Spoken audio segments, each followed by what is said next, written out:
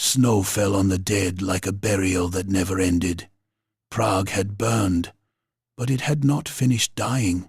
Out on the frozen wastes, where the wind carved the bones of men into the ice and the sky hung low with watching things, a warrior walked south with blood on his hands and a relic chained to his heart.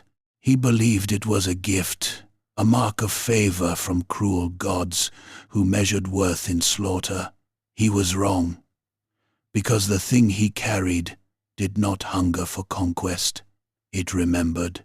It remembered the last screams beneath shattered walls, the prayers whispered through broken teeth, the moment hope was strangled and refused to die. And with every life he took, every victory he carved from flesh and bone, the relic whispered louder, not with promises, but with names, names of the dead, names that did not forgive. This is the story of a monster who thought himself chosen and the city that chose him back. Chapter 1. The Relic in the Ashes. Snow fell on the dead like ash from a white fire. It drifted through the broken ribs of the ruined watchhouses, settled in the mouths of corpses, softened the edges of shattered stone and split timber. It could not hide the blood. Nothing could, not in Prague. Blood had a way of remembering the road it had taken. Varkul Red Hand stood knee-deep in a drift beside the collapsed gatehouse and watched his warriors pick through the remains. They were laughing. That was good. Men who laughed among ruins were men who still had hunger in them, men who still wanted more than warmth, meat, and sleep. His warband had come south through the teeth of winter, howling oaths to the dark gods, and they had found this place already broken. Not the great city itself. No, Prague's walls still loomed far off through the snow haze, like the bones of some dead giant, but one of its old outer holdings, a half-buried shrine fort that had once guarded the frozen approaches. Once, men had prayed here. Now Varkul's followers used the altar stones to crack skulls open for sport. He smiled beneath the iron rim of his helm. A Kislevite lay at his feet, still twitching. The man had been old, though he had died hard. His beard was clotted with red ice, and one eye had burst under the blow that had knocked him down. He was trying to crawl away using one arm, dragging a length of gut that steamed faintly against the snow. Varkul let him crawl 3 more feet. Then he planted his boot between the man's shoulders and pressed down until the bones gave a wet crack. The old man stopped moving. "Prague breeds stubborn vermin," Varkul growled. Around him, the red Moors cheered and jeered.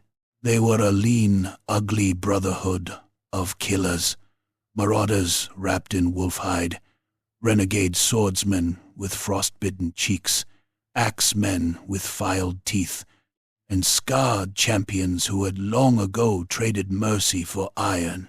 They bore Varkul's mark on their shields, a red hand painted in blood, palm open, fingers spread, as if reaching for the throat of the world. Varkul had given them victories. Small ones perhaps, but victories all the same. Burned villages, plundered caravans, captured scouts, nailed to pine trees as offerings. Enough to keep them following. Not enough to silence the doubters. Across the courtyard, one of those doubters was making himself heard. Rolled black tongue stood on the steps of the ruined chapel with a dead priest's fur mantle around his shoulders. He was broader than most men, with a neck like a tree stump and a face so scarred it seemed carved from old meat. A 2-handed axe rested against his shoulder, its blade notched and dark. "This is a midden," Rold spat. "Frozen bones and old stones.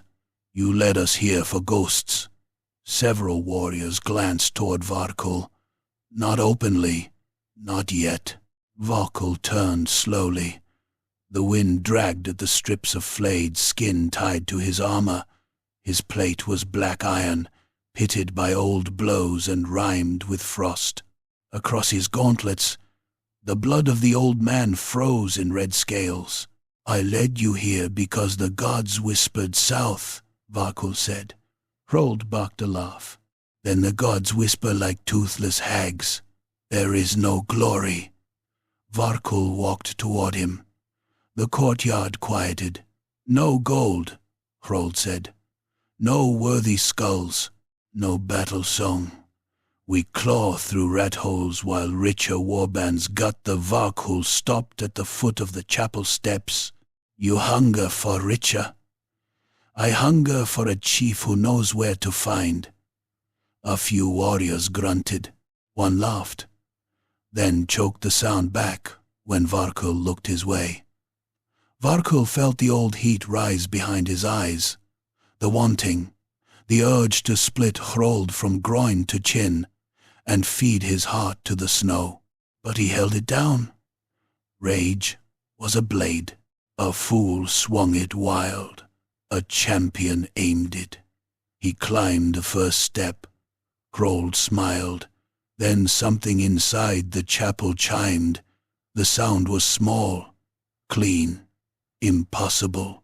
It cut through the wind, the muttering, the crackle of burning beams. A silver note, bright as a blade drawn in darkness. Varkul turned his head. The chapel beyond the broken archway was a ruin of smashed saints and splintered benches.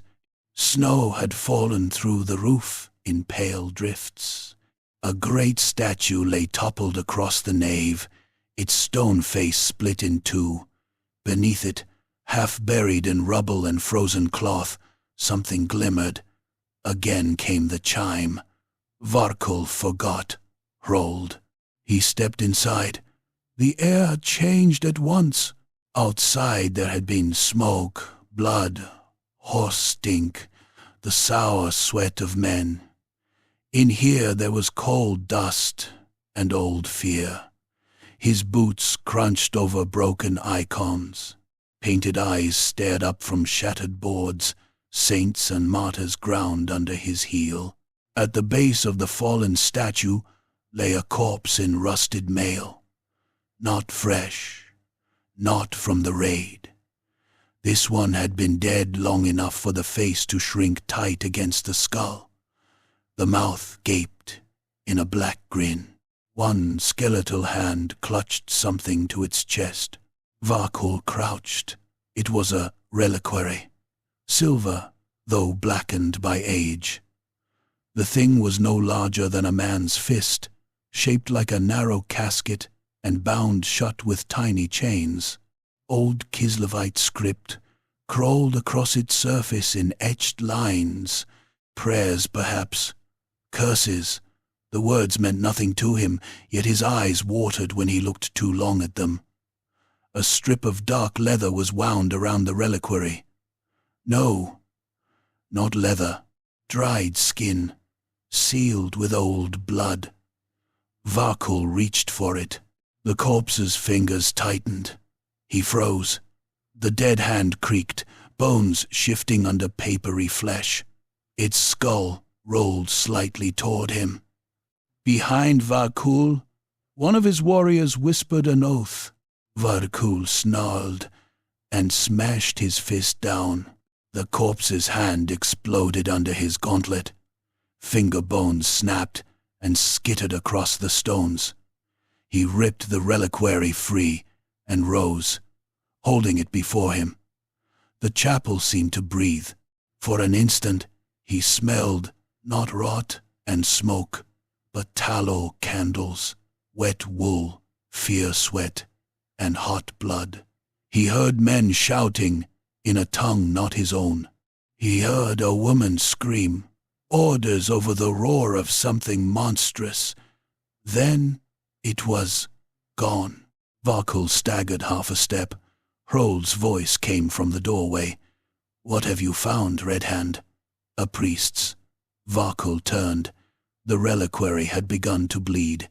A single red line welled from one etched prayer and ran down over his black gauntlet. The blood was warm. His warriors saw it. Their mutters changed. Fear first, then wonder. Varkul lifted the relic high. "A mark," he said, voice low at first, then louder. "A sign dragged from the bones of Prague. The gods do not give gold to those meant for thrones. They give rolled spat onto the chapel floor." Or Varkul descended the steps. The two men faced one another in the snow-scoured courtyard. The warband drew back, forming a ragged ring. This was the way of such men. Doubt became words. Words became challenge. Challenge became blood. There was honesty in it. Rolled his shoulders. "You think that trinket makes you—" "No," Varkul said. He hooked the reliquary's chain around a spike on his breastplate. "I think your skull," Hrold came fast. For a big man, he moved with brutal speed. His axe swept low, a butcher's stroke aimed to take Varkul's leg below the knee. Varkul stepped into it instead of away. The blade struck his greave with a shriek of sparks, biting through iron and into flesh. Pain flashed white-hot up his thigh. Good. Pain cleared the world. Varkul hammered his elbow into Hrold's face. Cartilage burst. Teeth clicked together. Hrold grunted and drove forward, slamming his forehead into Varkul's helm hard enough to dent the rim. The two crashed together like rutting beasts, armor grinding, boots sliding in bloody snow.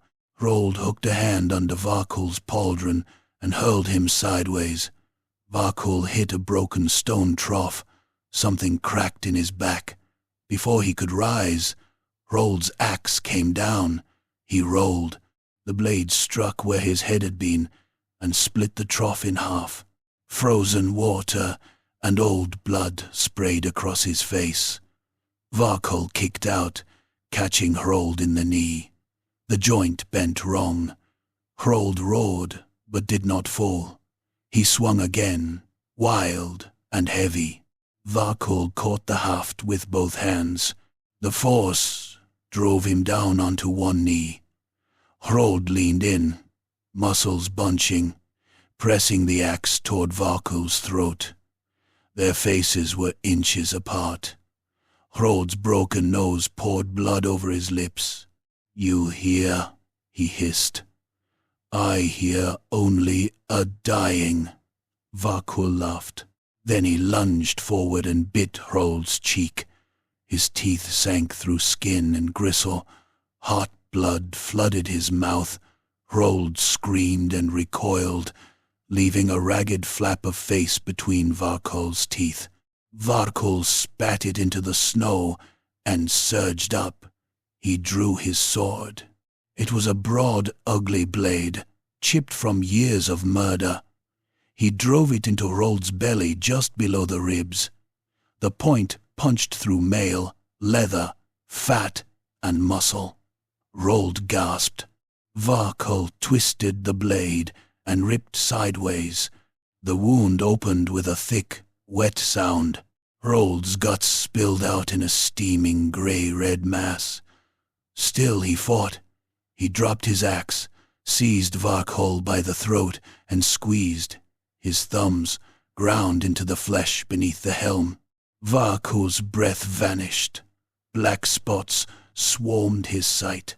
Hrold pushed him back step by step, entrails swinging against his thighs, his ruined cheek hanging loose. Varkul punched him once, twice. The third blow broke Hrold's jaw, but the hand stayed locked. The reliquary against Varkul's chest chimed. The world lurched. For a heartbeat, he was not in the courtyard. He stood on a wall beneath a sky the color of iron. Snow whipped sideways. Men in furred caps and battered mail braced shields against a tide of screaming shapes.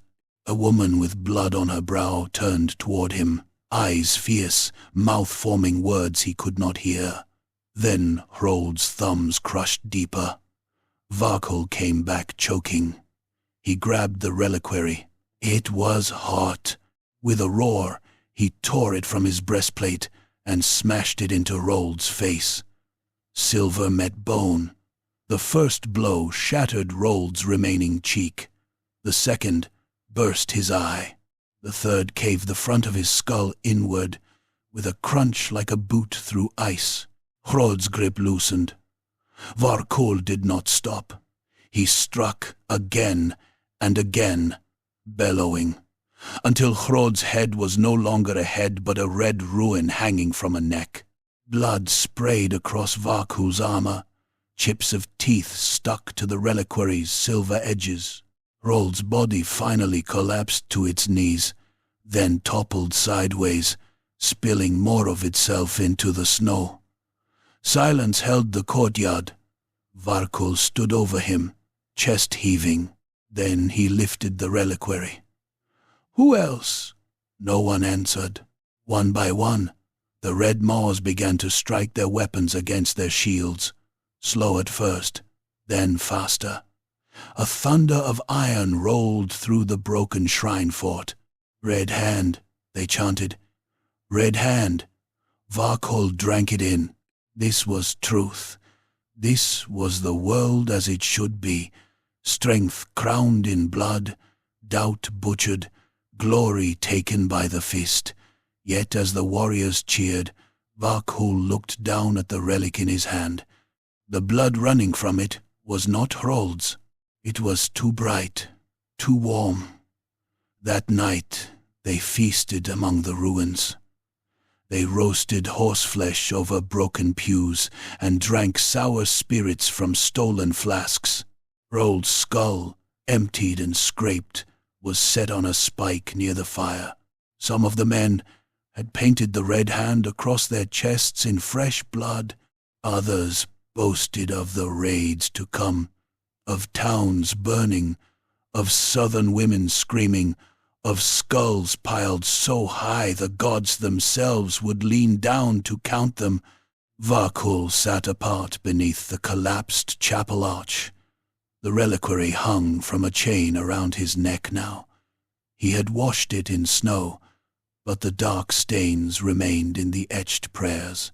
The tiny casket seemed heavier than iron. Scarvale, the warband sorcerer, watched him from across the fire. The man was thin as a famine corpse, wrapped in patched robes and plates of green-black mail. His eyes were hidden behind a strip of bronze, nailed into the flesh of his brow. When he smiled, his gums showed black. "You should let me read it," Scar said. Varkol tore a strip of meat with his teeth. "Can you read dead men's? I can read." "Then read." Varkol pointed at Hrold's skull. Scar's smile widened, but he said no more. Later, when the fires sank low and the warband slept in heaps of fur and iron, Varkol remained awake. Snow hissed through the broken roof. Somewhere outside, wolves worried at the bodies. He touched the reliquary. The metal pulsed. Like a heart. Varkol's eyes narrowed. "What are?" "The relic," answered, with silence. At last, sleep took him.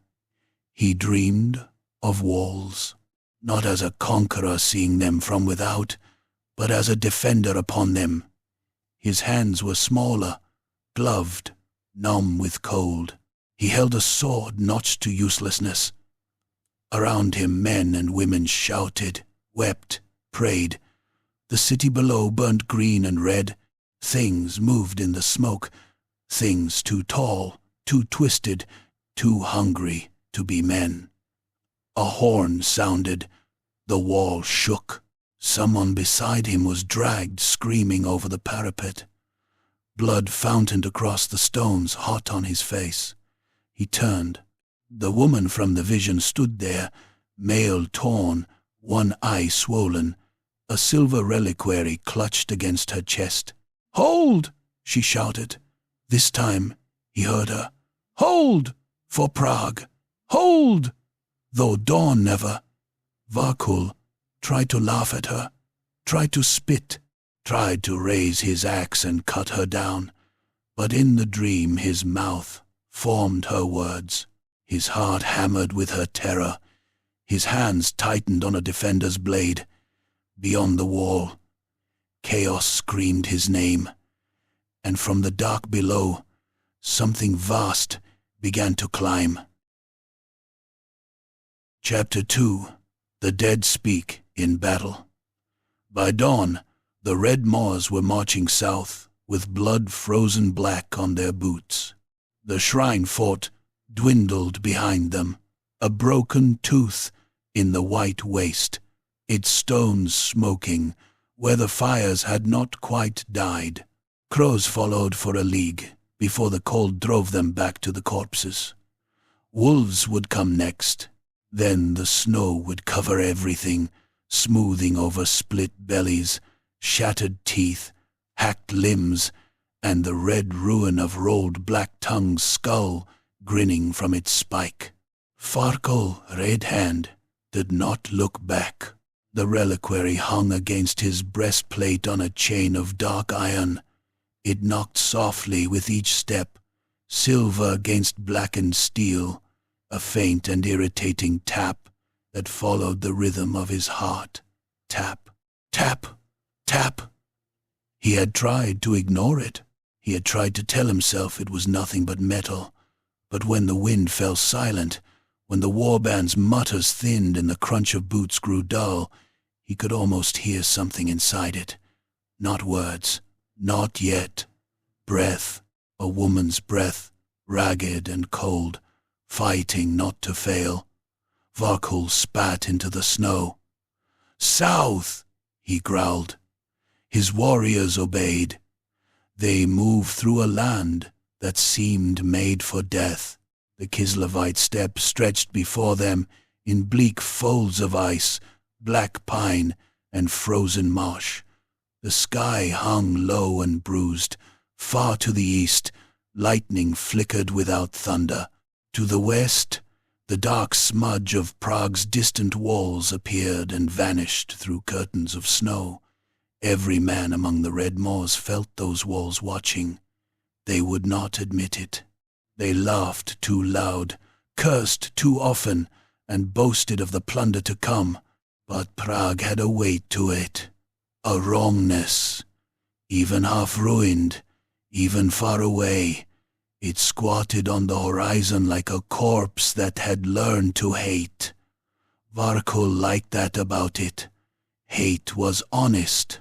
By midday, they found the first village. It lay in a hollow between two stands of black pine, 12 huts, and a small timber shrine gathered around a frozen well. Smoke rose from chimneys in thin blue strings. Goats bleated behind a fence.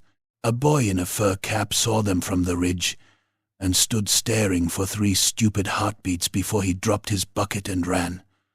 Varkul raised his axe. The Red Moors descended screaming.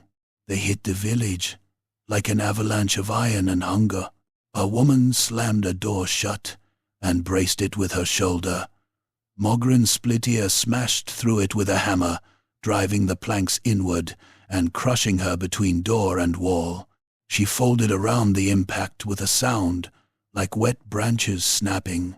Mogren stepped over her twitching legs and vanished inside, laughing. 2 villagers tried to flee with a sled.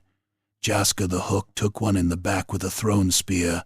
The point punched through the man's spine and out through his chest, pinning him face first to the sled boards. The second kept running until Vakul caught him by the collar, lifted him off his feet, and hurled him into the well. The ice covering it broke under his weight. He screamed once before the black water swallowed him. A bearded militiaman came out of the shrine with an old sword and a round shield painted with a white bear. "Brave fool," His hands shook, but he stood his ground. Varkul respected that for less than a second. The man shouted something in Kislevite. Perhaps a prayer, perhaps a curse. He swung at Varkul's head. Varkul caught the blade on his gauntlet, sparks leaping from the iron fingers. Then he stepped in and drove his axe into the man's shoulder. The blade bit deep, chopping through collarbone and upper ribs. Blood burst upward in a hot sheet, steaming in the cold. The man's arm went limp, still strapped to the shield. Varkul wrenched the axe free, reversed it, and smashed the spike through the man's mouth. Teeth flew. The back of his skull split open. He dropped in a boneless heap beneath the shrine door. Inside, old icons watched through smoke. The red moths butchered everything that resisted. A few villagers were taken alive because Scar Vale wanted tongues for his muttering rites, and because the warriors liked screams around the evening fires. The rest were cut down where they stood, crawled, or begged. Varkul stood in the center of the village, breathing hard, the taste of blood in his mouth and victory in his bones. This was what he understood. This was the world's true shape. The strong came. The weak broke. The gods smiled. Then the reliquary chimed. A small silver note. Varkul stiffened. The burning village stretched around him, but another scene slid beneath it, like a corpse under thin ice.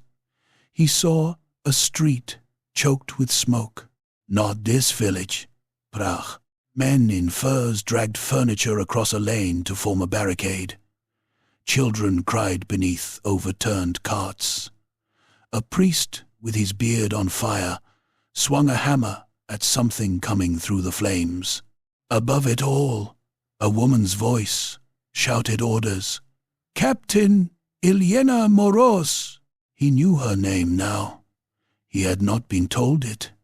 It had simply arrived in his skull during the night, lodged there like a nail. Ilyena. The name was bitter. In the vision, she ran past him, blood on her brow, the silver reliquary clutched in one hand. She looked not at him but through him, as if he were one more smoke-stained ghost in that doomed city. "Get them below!" she shouted. "Seal the crypt, if the north gate." Varkul snarled and struck himself across the helm with his gauntlet. The vision shattered. He was back in the village. A hut burned beside him, its roof collapsing in a whirl of sparks. One of his men was dragging a screaming girl by the ankle through the snow. Another was hacking meat from a dead goat with the same knife he had used on a villager. Scar Vale stood near the well, watching. Varkul hated the tilt of the sorcerer's head, hated the way the man seemed to listen to things others could not hear. Varkul snapped. Scar smiled, his gum-black smile. Nothing. Varkul strode toward him. The sorcerer spread his long fingers. Little bones rattled from his sleeves. "I wondered whether your pretty silver charms sang for you."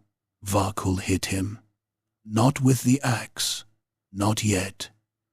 With his fist. The blow caught Scar across the jaw and hurled him into the well-post hard enough to crack the frozen wood. The sorcerer slid down, coughing black blood onto his robes. The warband went quiet. Varkul leaned over him. Wonder. Scar's smile returned through the blood. "As you." They burned the village before leaving, not because they needed to, because ruin was a language, and Varkul wanted Kislev to read his name in smoke. By evening they reached the watchtower. It stood on a low rise overlooking a frozen road, square and squat, built of grey stone, with a timber palisade around its base. A signal brazier crowned its roof. The tower was old, older than the village, with frost gathered thick around arrow slits and icicles hanging like teeth from the parapet. A dozen Kislevite defenders held it, perhaps more, enough to make sport.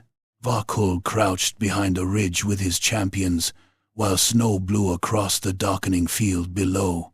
He could see movement behind the palisade.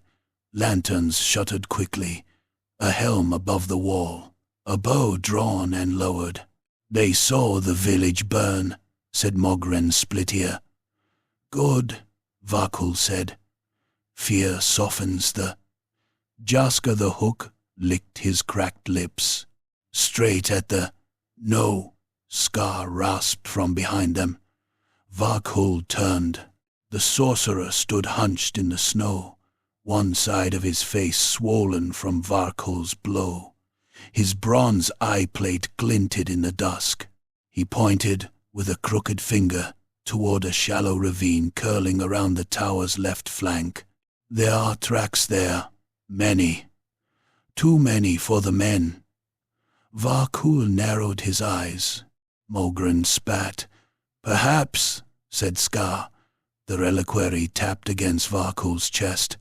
Tap, tap, tap.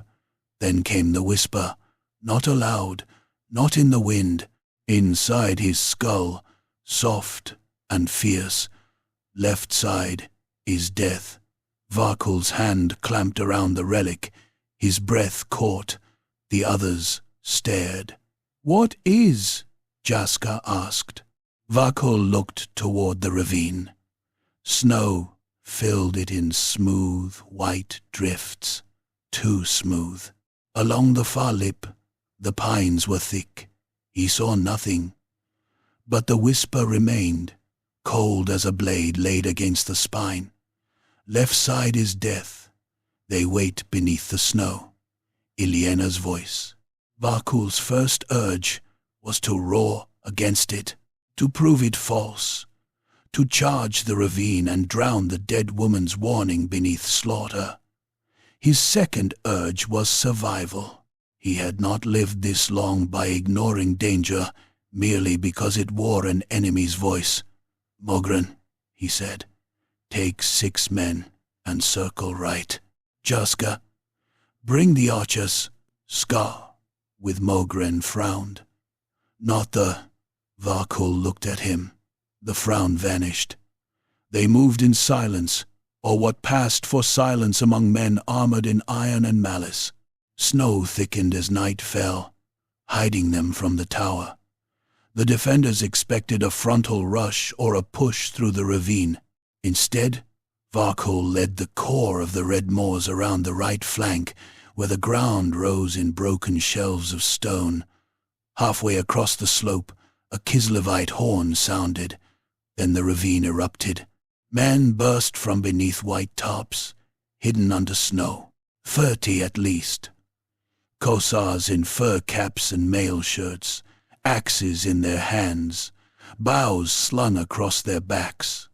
They rose exactly where Varkul would have passed. Arrows hissed through the space where his chest should have been. Spears stabbed upward from concealed pits. The Red Moors howled in surprise. Varkul grinned. "Now!" he snarled. "His warriors fell on the ambushers from the side." The fight became a slaughterhouse under the pines. Varkul crashed into the first Kislevite with his shoulder, driving the man backward into a tree. The man's spine hit with a crack. Before he could sag, Varkul's axe split his face from brow to chin. The blade lodged in the jaw. Varkul tore it free in a spray of teeth and brains. Another came at him with a spear. Varkul let the point scrape along his breastplate, caught the shaft under his arm and yanked. The man stumbled forward. Varkul head-butted him. The iron rim of his helm smashed the man's nose flat and drove bone splinters into his face. The Kislevite fell shrieking. Varkul stamped down once, crushing his throat into the snow. A third defender swung an axe at Varkul's neck. Varkul ducked too slow. The blade bit through the side of his helm and sliced his scalp. Hot blood ran into his eye. He bellowed and backhanded the man with his gauntlet, breaking his cheek. Then he hooked his fingers into the man's mouth and pulled. The jaw came loose with a fleshy crack. The Kislevite's scream became a bubbling gargle. Varkul drove his axe into the man's chest and kicked him off the blade. All around him, the red Moors hacked and died. Mogren's split ear took an arrow through the thigh and laughed as he used the shaft to drag the archer closer. Jaska the Hook opened a man's belly with his curved blade, then slipped on the spilling guts and went down under two defenders. He came up screaming with one eye hanging against his cheek, stabbing blindly until he found something soft. A Kislevite woman with a saber cut down two marauders before reaching Varkul. She was fast, wrapped in white furs, her face streaked with soot. Her blade flickered in the gloom, scoring sparks from his armor. She cut his forearm, cut his thigh, opened a red line across his cheek. For a moment, Varkul saw Ilyena in her, that same set of the jaw, that same refusal to know when death had already entered the room. The hesitation lasted less than a heartbeat. The woman drove her saber toward his throat. Varkul caught her wrist. He squeezed until bones ground together. She spat in his face. He laughed, seized her by the front of her coat, and slammed his forehead into hers. Once, twice. The second blow cracked her skull. Her knees softened.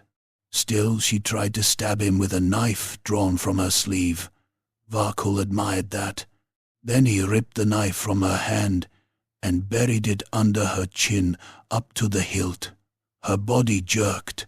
Her eyes went wide and furious. Blood poured down his wrist, hot and thick. He let her fall. The tower gate opened. The remaining defenders charged out in desperation, hoping to catch the red Moors between hammer and anvil. Brave, doomed. Scar Vale raised his arms and shrieked words that made the snow recoil. Green-black fire crawled from his fingers and lashed across the charging men. It did not burn them like flame. It ate them like hunger. Skin, blistered, split, and sloughed from bone. One man ran 3 steps with his face melting down his beard before collapsing into a twitching heap. Another clawed at his own chest as something inside him tried to get out. The red Moors answered with laughter and steel. Varkul led the push through the gate. Inside the palisade, the ground was churned to bloody slush. The tower door had been barred from within. Varkul seized a fallen beam and rammed it forward with 3 other warriors. Once, twice. On the third strike, the door burst inward. An axe took the man beside him in the throat.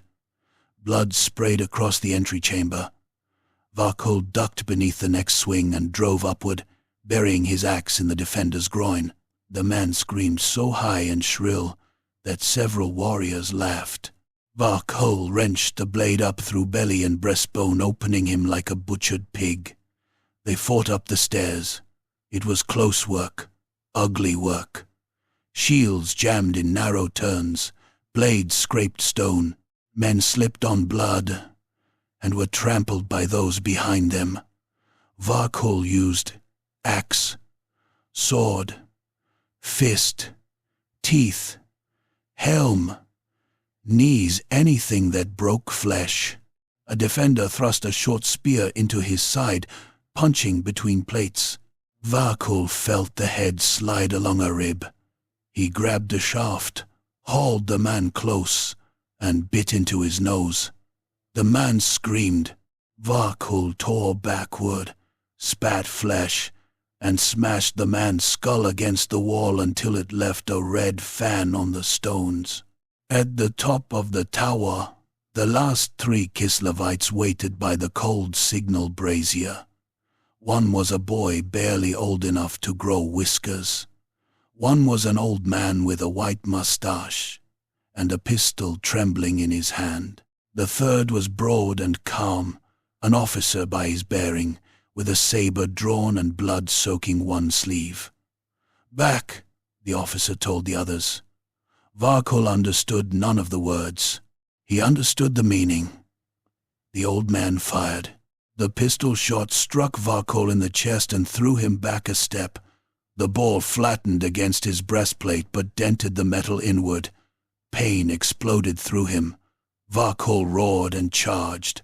The boy came first, crying as he swung. Varkol's sword took his arm off above the elbow. The limb spun away, fingers still clenched around the hilt. The boy stared at the stump. Varkol kicked him in the chest. He hit the parapet, flipped over, and vanished, screaming into the dark. The old man tried to reload. Mogren's hammer crushed his head from the side, folding it in around the pistol barrel. He dropped without a sound. The officer attacked. He was good. His saber slid under Varkol's guard and cut deep across his ribs. Varkol swung back, but the officer turned a blow and stepped in close, smashing the pommel into Varkol's wounded scalp. White pain burst through his skull. The reliquary chimed wildly against his armor. The officer struck again. Varkol caught the saber on his sword. Sparks leapt between them. For a moment, their faces were close. The man's eyes were not afraid. That angered Varkol more than fear would have. He hooked his axe behind the officer's knee and pulled. The man stumbled but did not fall. He drove his shoulder into Varkol's chest, forcing him back toward the parapet. Below, the courtyard was chaos. Men screamed. Fires spread. Snow turned red. The reliquary burned cold against Varkol's chest. "Not this one." The whisper cut through him. "Not this one." Varkol froze. The officer's saber point hovered beneath his jaw. For an impossible instant, the tower top vanished. He saw another roof, another battle, another night of fire. Ileana Moreau stood beside this same officer. No, not the same, but kin in courage, kin in doomed defiance. Dead men's memories overlapped with living flesh.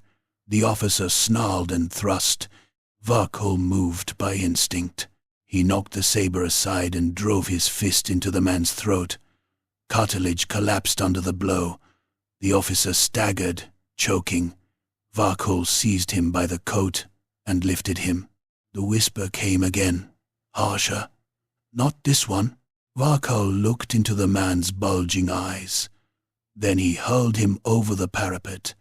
The officer fell into the palisade yard below and struck the frozen ground with a sickening crack. He did not rise. Varkol stood breathing heavily beside the brazier. Mogren laughed behind him. Fine." Varkol said nothing. The tower was theirs. They lit the signal brazier with bodies and broken furniture. Flames climbed into the night, red against the snow, mocking whatever warning the tower had once been built to give.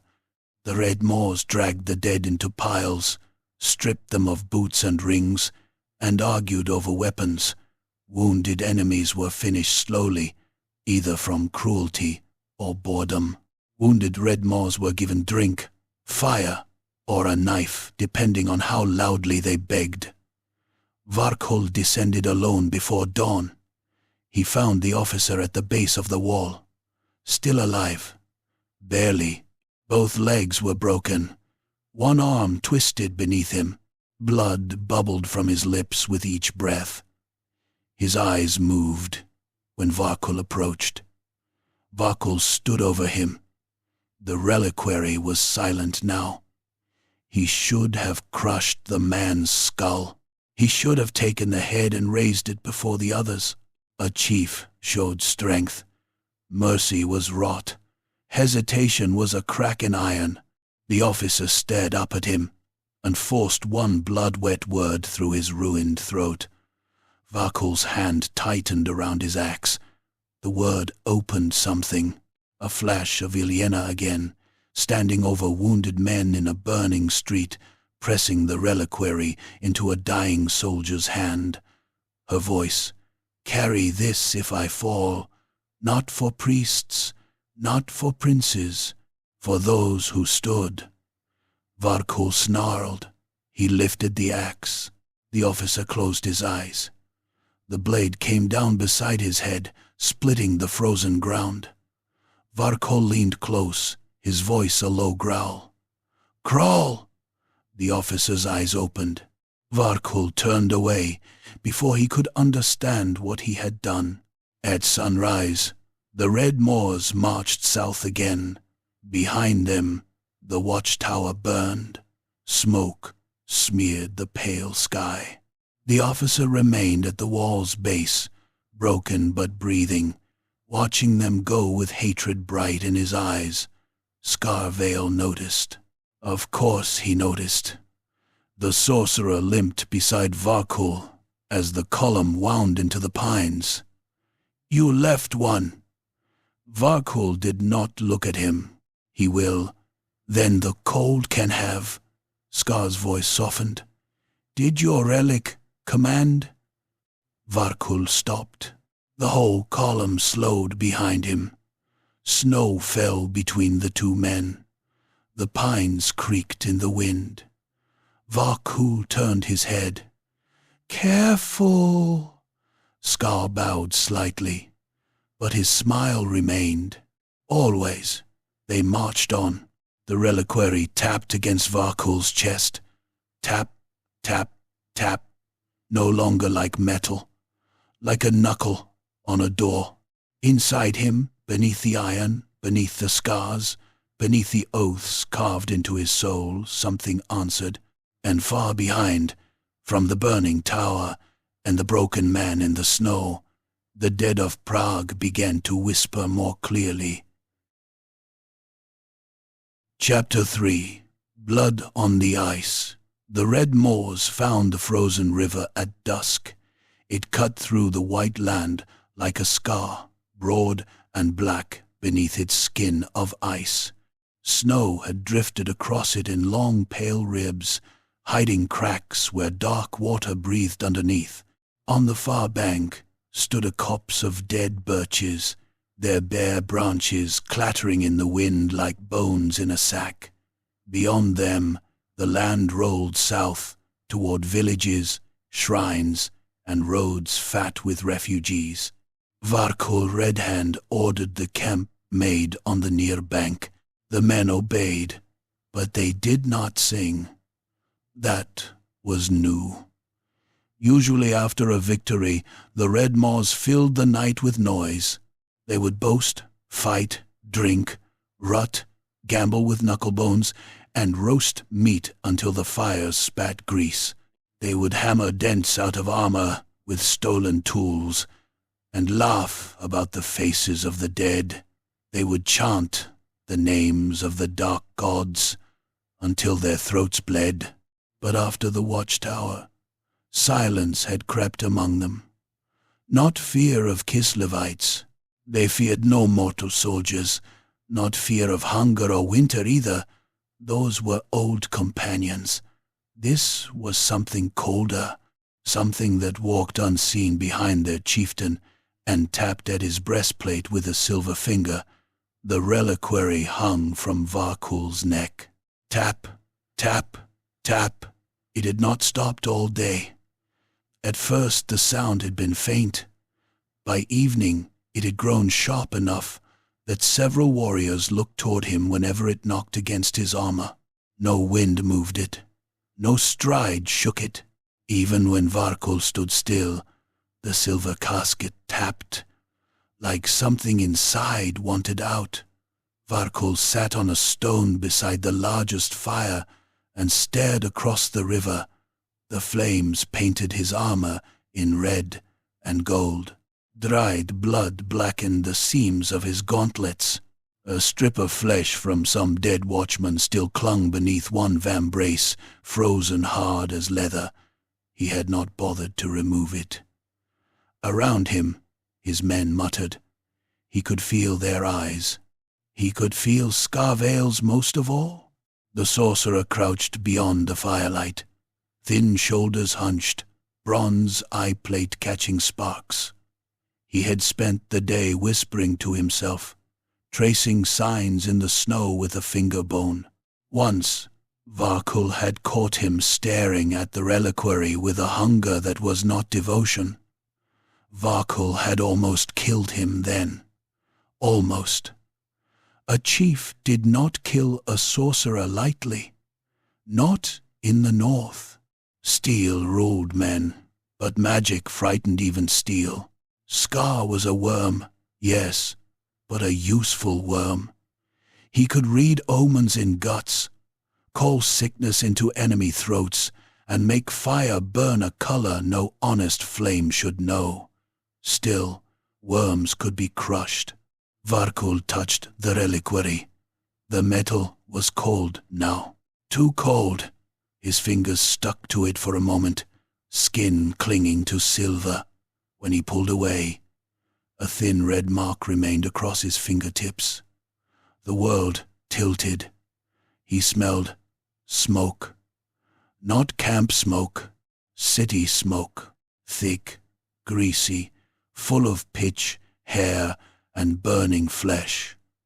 The frozen river vanished. He stood in Prague. The street was narrow, its houses leaning inward like drunks sharing a secret. Snow fell through a sky stained green by unnatural fire. Men and women ran past him carrying buckets, spears, children, icons, anything they could bear. A bell rang somewhere, cracked and frantic. Captain Elena Moroz stood at a barricade made from wagons, furniture, doors, and corpses. Her helm was gone. Her dark hair was stiff with frost and blood. One side of her face had been torn by splinters, and red lines ran from brow to jaw. She held a sword in one hand, and the silver reliquary in the other, pressed against her breast, as if it were a heart she had torn from someone still living. "Hold them!" she shouted. The men around her were half dead already. Their shields were split. Their beards were crusted with ice. Some wore armor, others butchers' aprons, priestly robes, nightshirts under fur cloaks. One boy had a kitchen knife lashed to a broom handle. An old woman loaded crossbows with fingers black from frostbite. Something struck the barricade from the other side. Wood burst inward. A man screamed as a hook dragged him through a gap. His legs kicked, boots scraping over the stones, then vanished. Wet ripping sounds followed. Varkul tried to laugh. He could not. He was inside the memory, seeing through eyes that were not his, feeling a heart that was not his hammer, with terror, worse than terror with duty. That disgusted him. Duty was a chain weak men polished and called honor, yet Ilyena did not feel weak. The barricade shook again. A chaos warrior climbed over it. He was huge, swollen with gifts that twisted his shape beneath bronze armor. Horns curled from his helm. His left arm ended in a blade of black bone. His right hand held a cleaver the size of a door plank. He landed among the defenders and split the boy with the broom spear from shoulder to groin. The child opened in a red line and folded apart, spilling heat into the snow. Ilyena charged him. Varkul felt her legs move, felt her grip tighten, felt the scream tear from her throat. No, no, this was wrong. He was not this woman. He was not this doomed little captain with her mortal fear and her mortal blade. but the memory dragged him onward. She ducked under the cleaver and cut at the warrior's thigh. The blade skidded off plate. The bone arm whipped around and caught her across the chest. Pain exploded. She hit the stones, breath gone, ribs shrieking. The Chaos Warrior raised his cleaver. A militiaman tackled him from the side. The cleaver came down anyway, taking the man's head and one shoulder in a single blow. Blood sprayed hot across Ilyena's face. She rolled, grabbed a fallen axe, and swung at the warrior's knee. This time, something gave. The creature roared. Ilyena rose, with the reliquary blazing cold against her chest. Varkol felt her hatred. Not the clean hunger of slaughter, not the joy of domination. This was deeper, a hatred sharpened by love, by loss, by the sight of homes burning and children dying in cellars. It was not less fierce than his own rage. It was worse. It had purpose. The vision tore apart. Varkol came back to himself with his hand around a warrior's throat. The man was young, a marauder named Borsk, and his boots kicked uselessly above the snow. Varkol had lifted him clear off the ground, without knowing it. Borsk's face was purple. His fingers scratched at Varkol's gauntlet. The camp watched in silence. Varkol blinked. For one mad instant he saw not Borsk, but the horned warrior from the memory. He squeezed. Borsk's throat collapsed with a crunch. His body spasmed, then went limp. Varkol dropped him. No one spoke. The corpse hit the snow in a boneless heap. Varkol looked around at his warriors. He stood too. That was enough. Men laughed because they had to, because laughter meant they were not afraid, because a chief who killed without reason was still a chief, so long as he killed others more often than his own. But the laughter died quickly. Scarvale rose. "My lord," he said softly, "the relic must be." Varkol turned on him. The sorcerer bowed his head. "Choose words that keep your tongue." Scar lifted both hands, palms outward. His fingers were too long, the nails black and hooked. "I mean no challenge. But the thing is old, older in power than in metal. It is not merely silver, not merely prayer work. It carries—" Varkol's jaw tightened. Several warriors looked at one another. Scar noticed. Of course he did. The worm smelled weakness like rot. Mogren Split Ear asked from beside the fire. Scar smiled slightly. "Dead." Varkol stepped closer. "All relics carry dead men. That is why fools kneel to." Scar's voice grew stronger. "This carries memory, vows, last breaths, defiance, trapped at the moment of slaughter. I felt it at the watchtower. I feel it now. It is not a blessing of the dark gods. It is the reliquary tapped, tap, tap, tap." Varkol heard Ilyena's voice beneath it. "A chain can bind a beast." His hand closed around the axe haft. Scar continued, speaking now to the warband as much as to Varkol. Prague was not merely sacked. It was wounded so deeply the world remembers. Some who died there did not pass cleanly. Their hate remains. Their oaths remain. This casket is full of— A murmur passed through the red moors. Varkol could have killed Scar then, and perhaps ended it. Instead, he smiled. It was not a pleasant smile. "You fear." Scar's head tilted. "I respect weapons pointed at my— This weapon is— Then let me open." The camp seemed to shrink around them. Fires hissed. Horses stamped and snorted. The frozen river groaned in the dark. Varkol laughed once. "You think I do not see your... I think you do not understand what hangs around your... I understand." "Do," Scar's voice sharpened. "Then why did you spare the officer beneath thee?" The silence that followed was deep enough to drown in. Varkol moved. He crossed the space between them in 3 strides and struck Scar across the face with the back of his gauntlet. Bone cracked. The sorcerer spun and fell onto one knee, spitting blood and something white into the snow. Varkol loomed over him. "Speak of that again, and I will feed you your own." Scar wiped his mouth.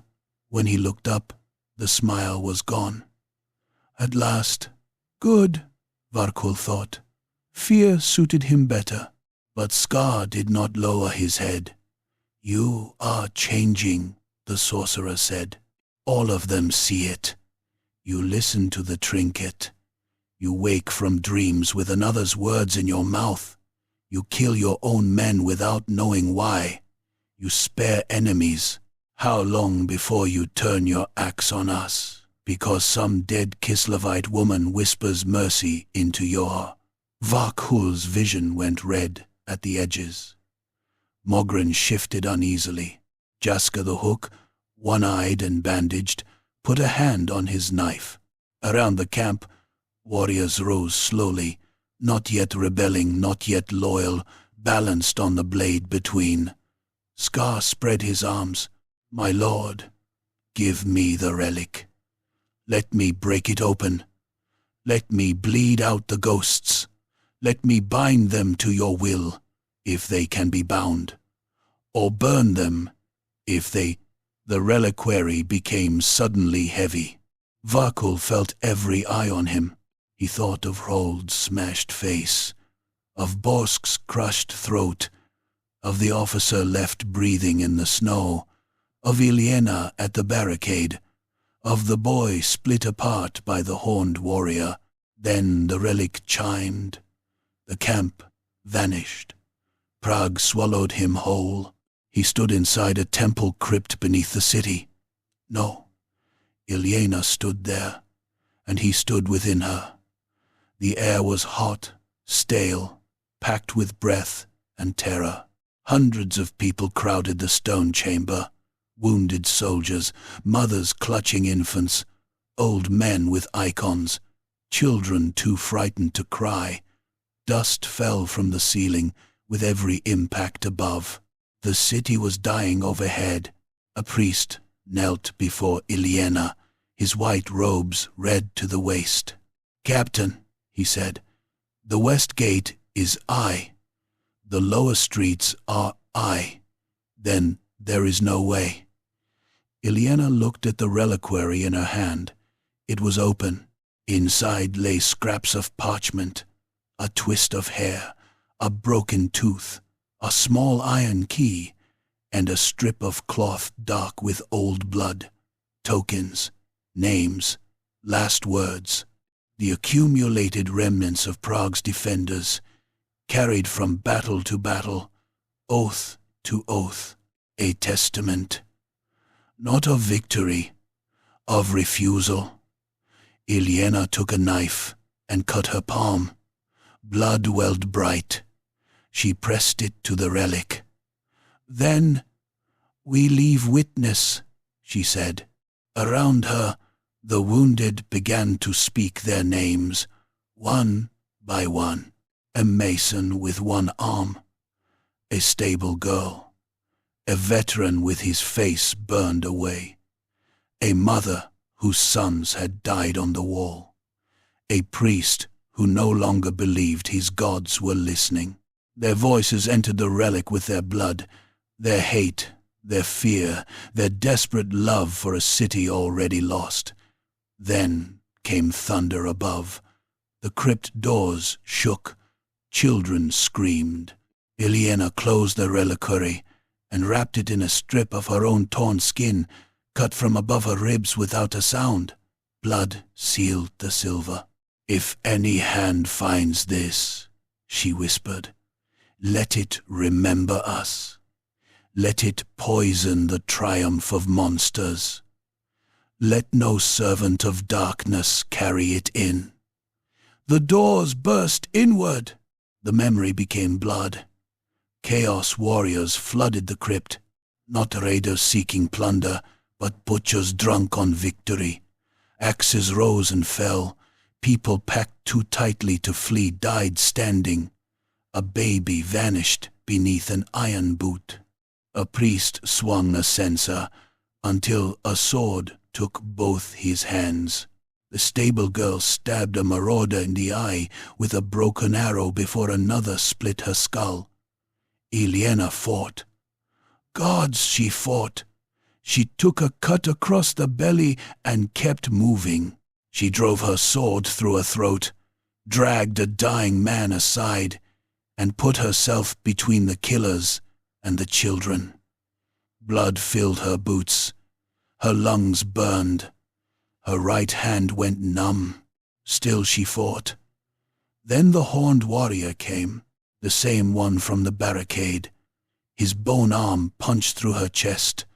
Varkul felt it, felt the impact, the impossible pressure, the sudden cold where warmth should be, felt ribs snap outward as the black blade emerged from her back.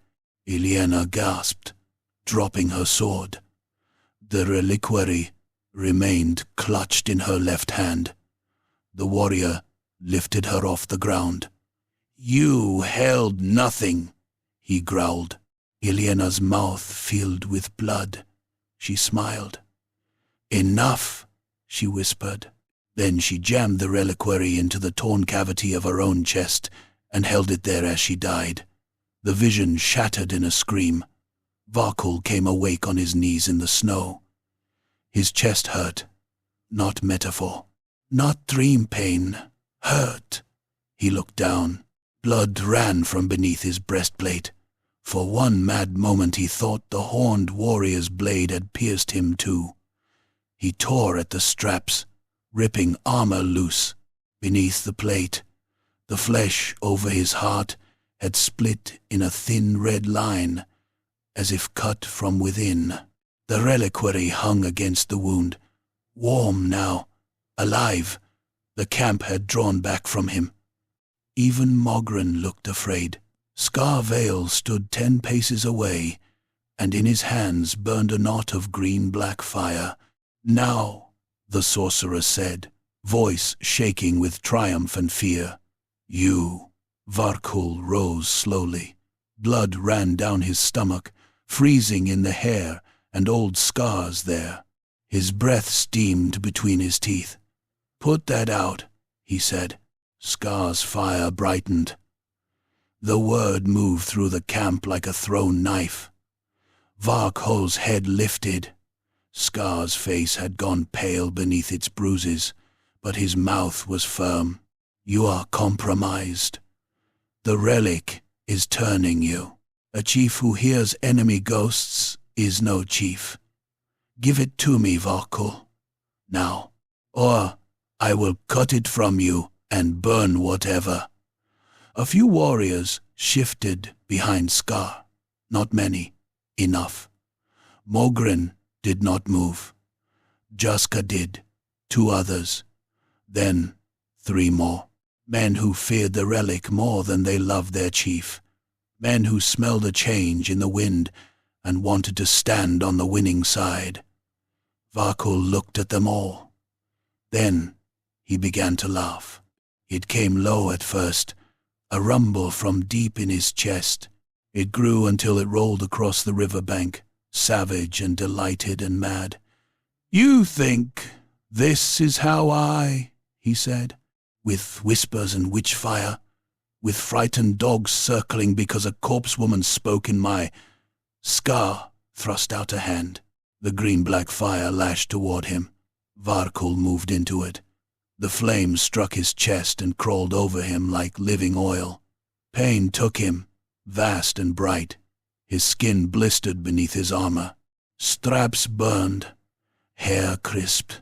The world smelled of cooked meat, and it was his meat. He roared, but he did not stop. Scar's smile faltered. Varkul hurled his axe. It spun end over end through the firelight and buried itself in Jaska the Hook's face. The one-eyed warrior had just begun to move in from the side. The axe split his skull diagonally from brow to jaw, and he collapsed with the haft jutting from his head, legs kicking as though trying to run without him. Varkul hit the first rebel barehanded. He drove his fist into the man's chest hard enough to cave the breastbone. The warrior folded around the blow, coughing blood. Varkul grabbed his helmet and wrenched sideways until the neck broke with a thick pop. A spear stabbed into Varkul's back. He turned, dragging the point deeper through his own flesh to reach the man holding it. The warrior tried to let go. Too late. Varkul seized the shaft, yanked him close, and smashed his face into the burning stones around the fire. Once, twice. On the third blow, the man's skull burst, and red matter hissed in the embers. Scar shouted another spell. The river ice cracked. Something beneath it answered, a black shape pressing upward under the frozen skin. The campfires guttered. Men stumbled back as long shadows writhed over the snow. Varkul ripped his axe from Jaska's ruined head. Mogren's split ear stepped into his path. For a moment, neither moved. Mogren had followed him through raids, storms, hunger, and slaughter. He had laughed with Varkul over burning villages and shared meat cut from the same horse carcass. His hammer hung loose in his hands. "Chief," Mogren said, voice rough, "give him the—" Varkul stared at him. The reliquary tapped. Tap, tap, tap. Mogren's eyes flicked to it. That word killed him. Varkul's axe came up in a blur. Mogren blocked with the hammer haft, but Varkul's strength drove the weapon down into his own face. The haft smashed his teeth. Before he recovered, Varkul hooked the axe behind his knee and chopped. The blade sheared through leather, flesh, and tendon. Mogren dropped with a roar. Varkul kicked him onto his back. Mogren reached up, not for a weapon, but toward Varkul's arm. "Brother?" Varkul brought the axe down. Mogren's head split open from crown to mouth. The two halves sagged apart, spilling heat and brains onto the snow. For one heartbeat, Varkul felt nothing. Then something inside the reliquary recoiled. Not grief, judgment. He snarled at it. Scar's fire struck again, this time wrapping around Varkul's throat. Invisible claws dug into his flesh. He could not breathe. The sorcerer was backing away toward the river, one hand extended, the other drawing symbols in the air. "Kill!" Scar screamed. "Kill him!" The remaining rebels came on. Varkul met them like a landslide. A sword cut across his ribs. He buried his axe in its owner's shoulder and tore downward until the man's arm came free in a spray of blood. Another leapt onto his back with a knife, stabbing again and again into the gaps of his armor. Varkul reached over his shoulder, caught the man by the hair, and flung him into the fire. He landed, screaming. Varkul stamped on his chest until the screams stopped, and sparks rose around his boot. A hook took him under the jaw. He grabbed the chain attached to it and pulled. The wielder flew toward him. Varkul caught the man's face in both hands and pushed his thumbs into his eyes. They burst soft and hot beneath the pressure. The man shrieked, clawing at Varkul's wrists. Varkul kept pressing until bone cracked, and the shriek became a wet whine. Then only Scar remained. The sorcerer stood on the river ice now. Behind him, the frozen surface had split into jagged black lines. Something moved beneath, huge and pale, then vanished. Scar's robes whipped in a wind that touched nothing else. Varkul walked toward him. Every step left blood in the snow. His armor smoked. His chest wound pulsed around the reliquary. One shoulder hung lower than the other. The spear point in his back scraped against bone when he moved. Scar raised both hands. "Do not be a fool," he hissed. "The relic has made you its dog. I can free." Varkul stepped onto the ice. It groaned. Scar's voice rose. "I can give you greatness. Real greatness. Not this dead city's poison. I can bind the ghosts into a blade, into a crown, into Varkul charged." Scar unleashed everything. Fire, shadow, shrieking faces, black knives of frozen air. They struck Varkul together. His armor split in places. Flesh opened. One cheek burned down to the teeth.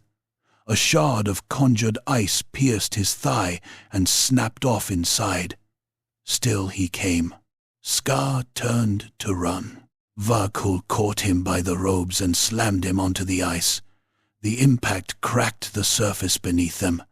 Scar screamed and clawed at Varkul's face, his nails cutting deep furrows. Varkul seized the bronze plate, nailed over the sorcerer's eyes and ripped it free.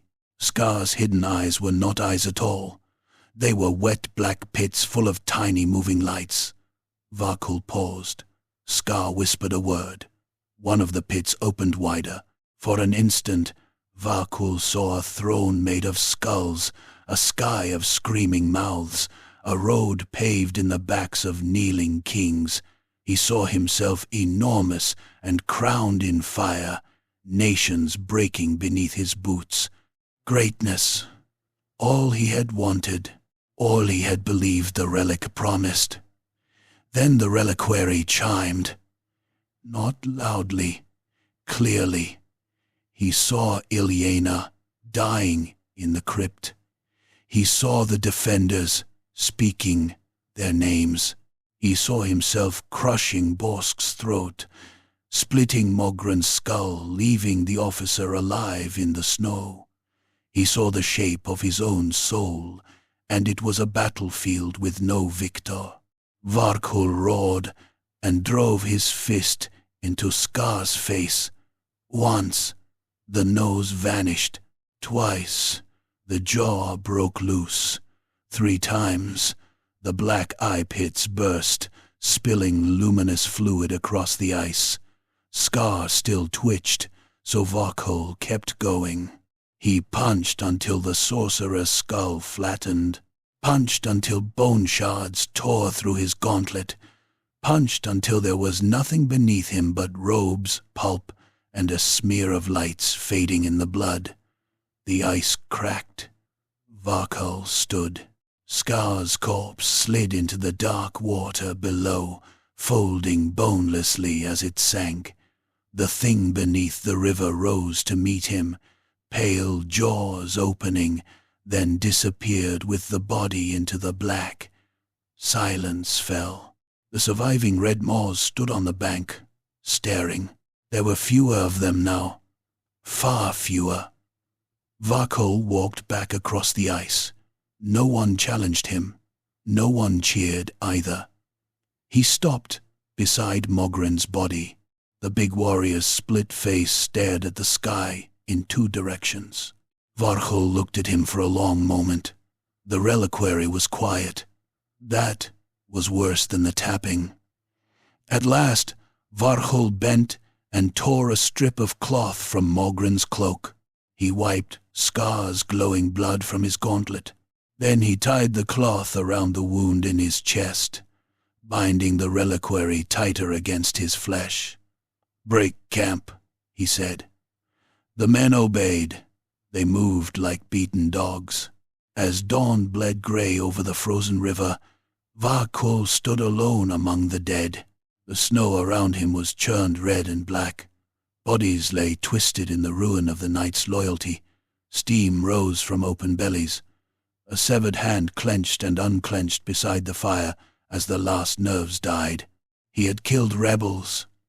He had preserved his rule. He had protected the relic, not for chaos. The thought came quietly, and because it came quietly, he could not drown it with rage. Not for chaos. Varkul looked south. Somewhere beyond the birches, beyond the white roads and frightened villages, stood a Kislevite shrine where the dead of Prague were remembered. He knew this now, though no scout had told him. The relic knew. Ilyana knew.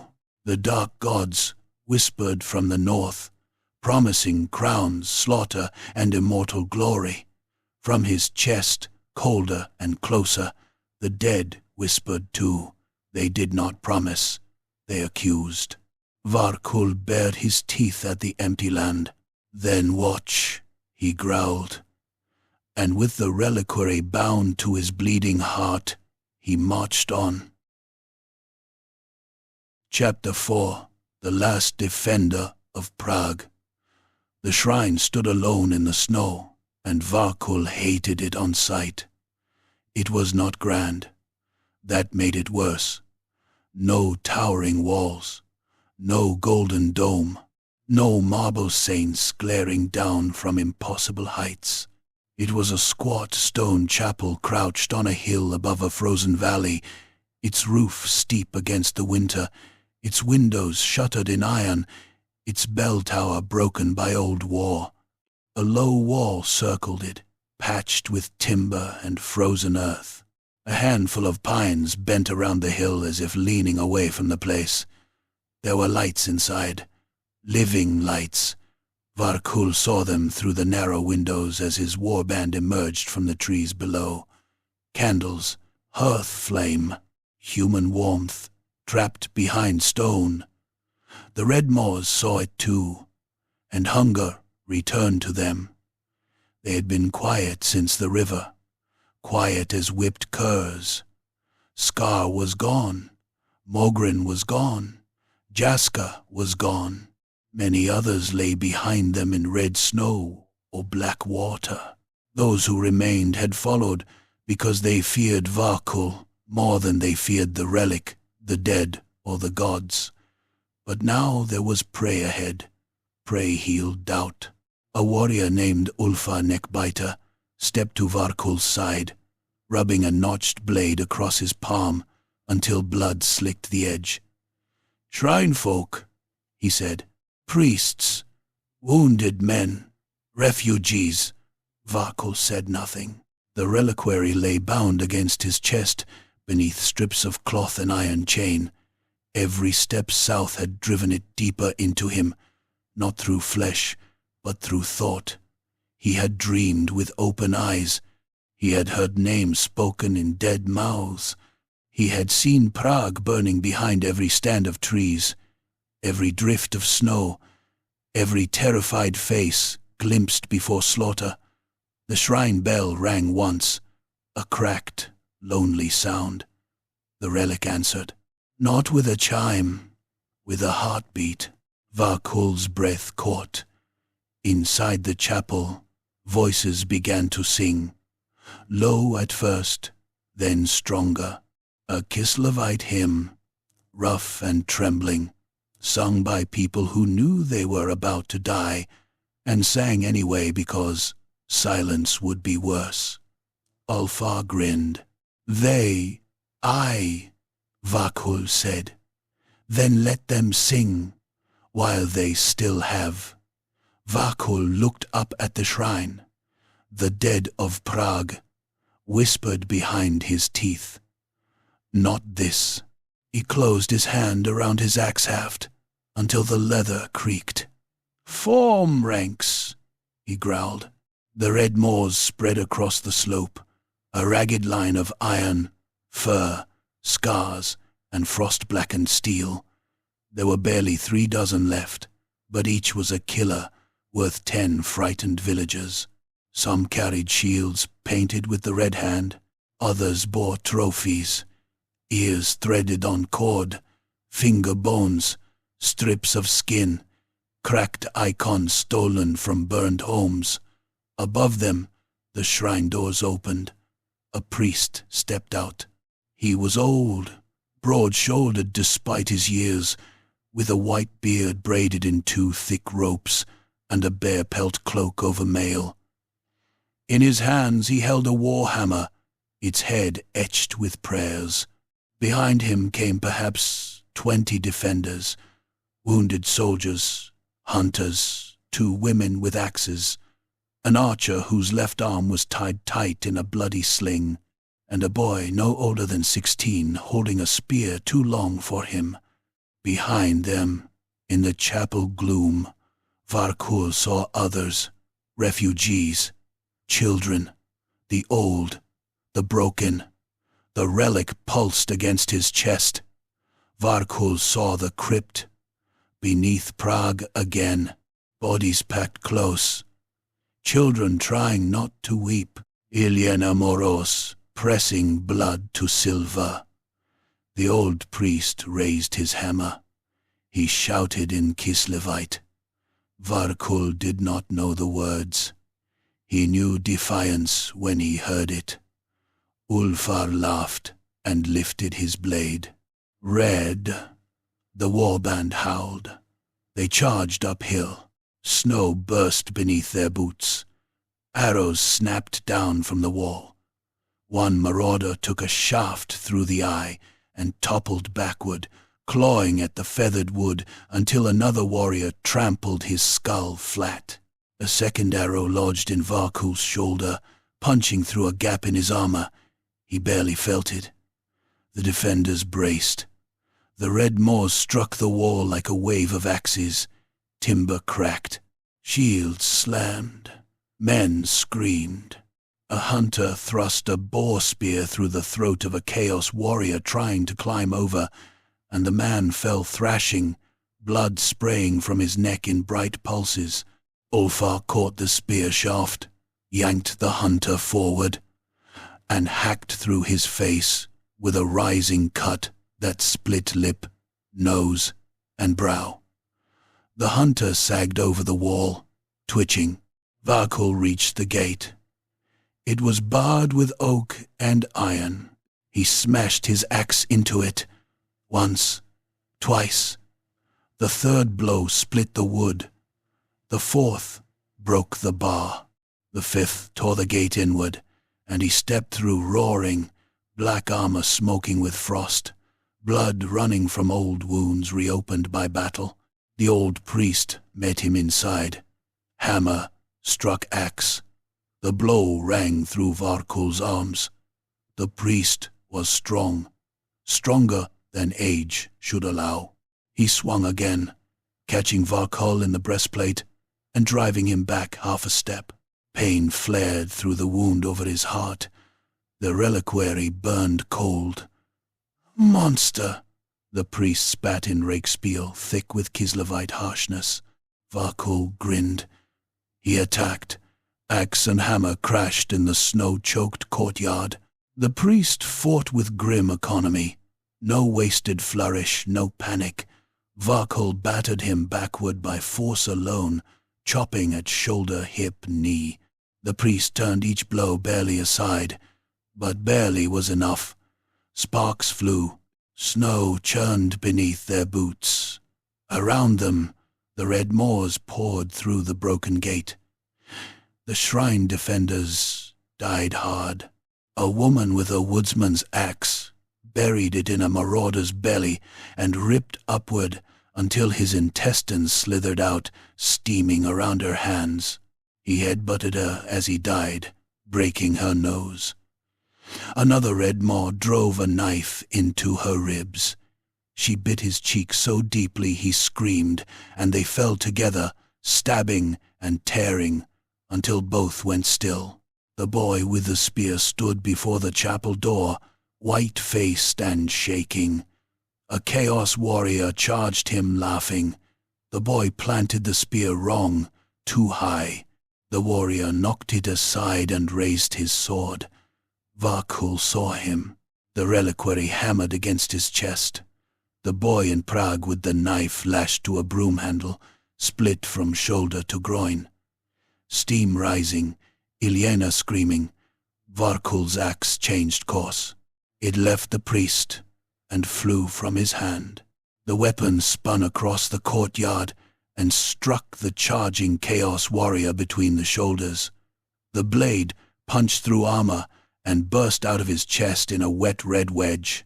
He stumbled, staring down at the iron jutting from him, then collapsed at the boy's feet. The courtyard froze. The priest stared. The boy stared. The red moors stared. Varkul stood empty-handed in the snow. Ulfar Neckbiter turned slowly, his face creasing with suspicion. The relic pulsed. Varkul heard Ilyena clearly now. "Choose," he bared his teeth. "I." Ulfar's eyes widened. Varkul drew his sword and drove it through the old priest's stomach. The priest gasped, folding around the blade. Varkul leaned close enough to smell blood and onions on the old man's breath. "Get them inside," Varkul growled. He ripped the sword free, not sideways, not killing cleanly, but enough to drop him. The priest fell to his knees, clutching his belly, still alive. Then Varkul turned on the red moors. For one heartbeat, none of them understood. Zeni cut Ulfar's head from his shoulders. The stroke was brutal and clean. Ulfar's mouth was still forming Varkul's name when the blade sheared through his neck. His head leapt away in a black spray, bounced once in the snow, and rolled against the broken gate. His body stood a moment longer, blood pumping from the stump, then collapsed. The war band erupted. "Kill!" They came at him all at once. Varkul laughed. It was not a noble sound. It was not redeemed. It was the same savage, delighted roar that had carried him through years of murder. He was still Varkul Redhand, still butcher, still oathbreaker, still monster, but now he was their monster no longer. The first warrior swung a mace at his head. Varkul ducked and opened him from hip to collarbone. Blood and organs poured down the man's legs. Varkul kicked him into another attacker and took both down. A spear punched into his side. He grabbed the shaft, pulled himself along it, and smashed his sword's pommel into the spearman's mouth until teeth burst between his lips. Then he rammed the blade under the man's chin and out through the crown of his skull. An axe bit into Varkul's back. He roared, turned, and caught the wielder by the throat. The man stabbed him twice in the ribs before Varkul crushed his windpipe and hurled him against the shrine wall hard enough to crack stone. The Kislevites retreated toward the chapel, dragging the priest, dragging wounded, dragging children by the arms. A red maw broke past Varkul and ran for them. The boy with the spear tried to stop him. He would have died. Varkul snatched up Ulfar's severed head by the hair and hurled it. It struck the marauder in the side of the face with a wet crack, making him stumble. The boy thrust then, screaming, and this time the spear went true. It entered beneath the marauder's jaw and burst from the back of his neck. He dropped to his knees, choking down the shaft. Varkul reached him and finished the work, chopping through the man's spine. The relic burned brighter. The courtyard changed. Ghosts stood among the living. They rose from snow, stone, blood, and memory.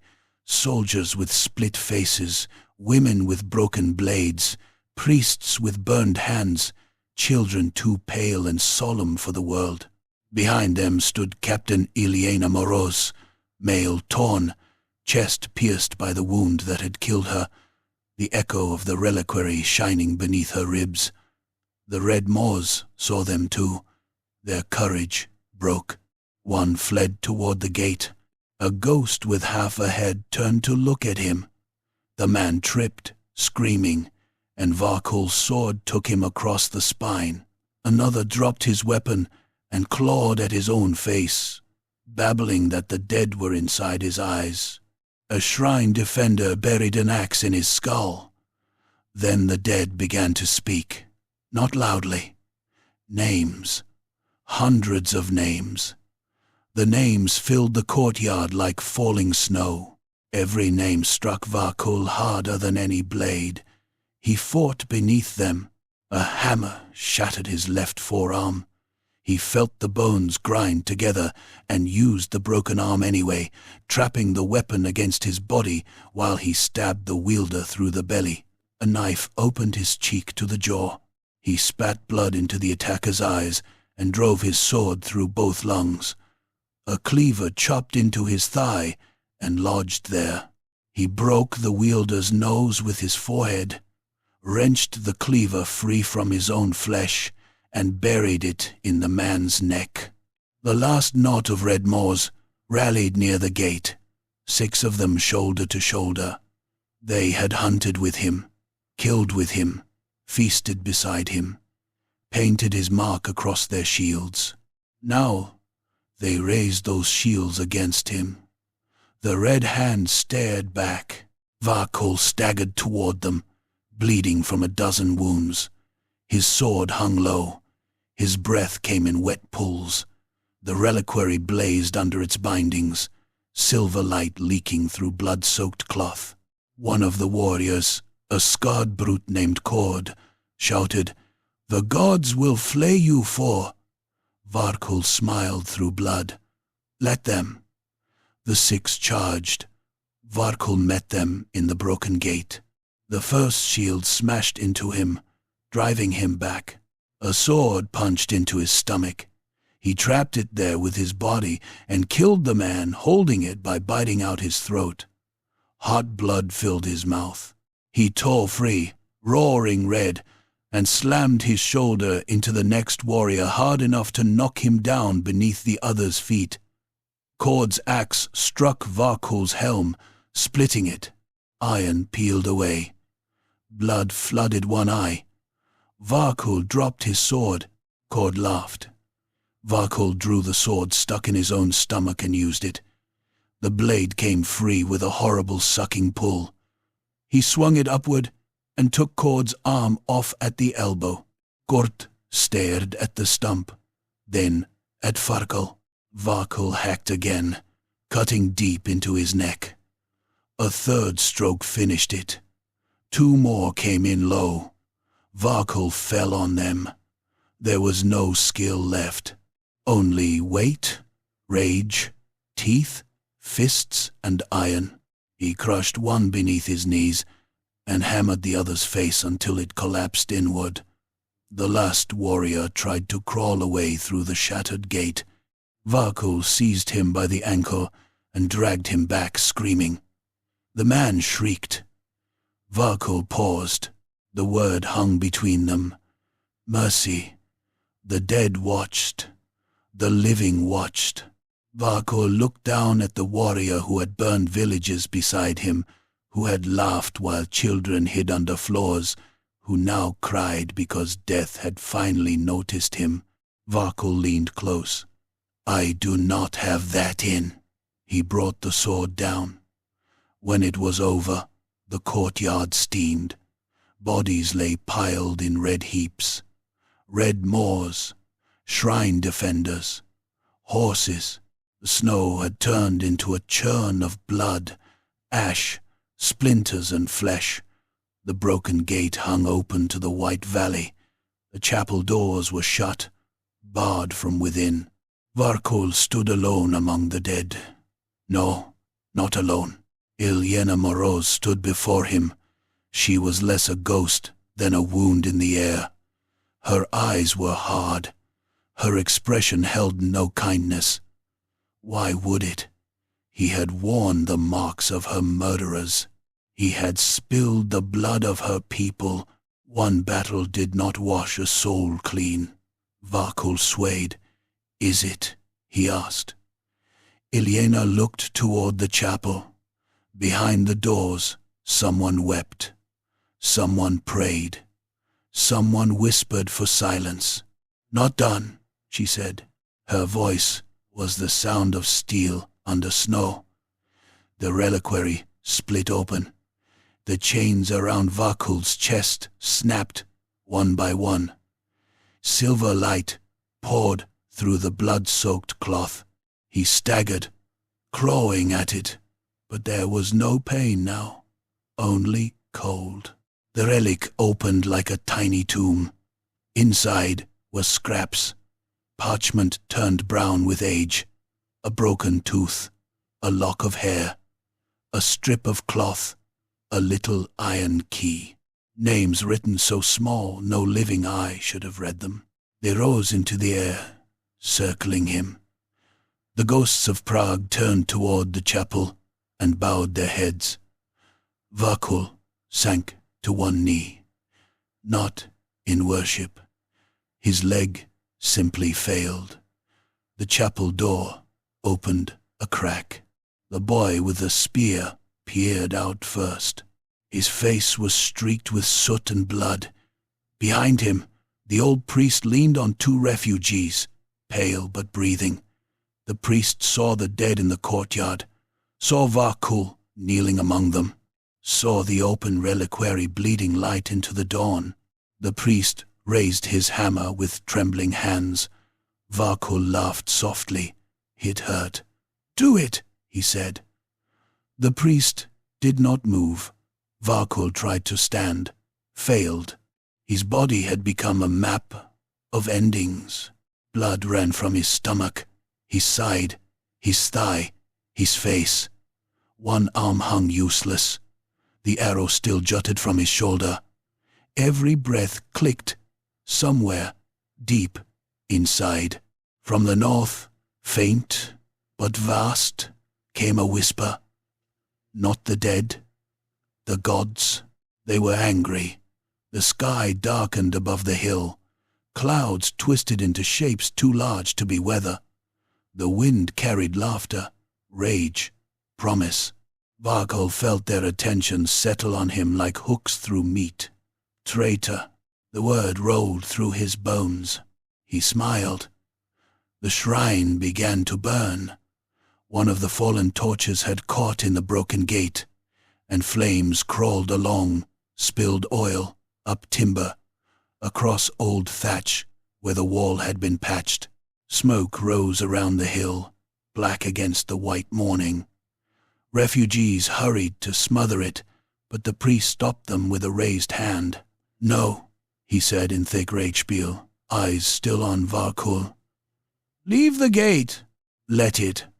The fire spread outward, not inward. The chapel would stand. The dead began to fade.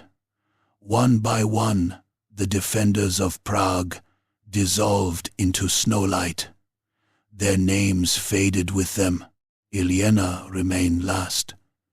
Vakul looked at her. "I am no defender," he said. "No," she answered. "I am no good." Then Ilyena's gaze moved over the bodies of the red maws, the shattered gate, the living huddled inside the chapel. Because even a monster may stand in a... Then she was gone. The reliquary snapped shut. It fell into the snow before him, dull silver once more. Vakul stared at it for a long time. The priest approached carefully, hammer ready. The boy came with him. Neither spoke. The priest bent, picked up the reliquary with reverent hands, and held it against his chest. Vakul expected anger, a curse, a killing blow. He would not have stopped it. Instead, the priest said. Vakul looked up. The old man's face was carved from hatred and exhaustion. There was no forgiveness in it. That was good. Forgiveness would have been an insult. "Go north," the priest said. Let your gods have what is. Varkol forced himself to stand. It took everything. He retrieved his axe from the body near the chapel door. The boy flinched as he passed. Varkol did not look at him. He walked through the burning gate, each step leaving a red print in the snow. Behind him, the shrine bell rang again, cracked, defiant, alive. Varkol descended the hill into the frozen valley. The northern wind met him there. It carried voices. The dark gods whispered of punishment, of glory denied, of eternal torment, of crowns still waiting if he crawled back and begged. Their promises coiled around him, sweet and poisonous. Beneath them, fainter now but not gone, came other voices. The dead of Prague. They did not bless him. They did not absolve him. They remembered him. Varkol Red Hand walked into the snow until the shrine vanished behind fire and distance. His warband was gone. His relic was gone. His certainty was gone. Only the axe remained. Only the road. Only the whispers.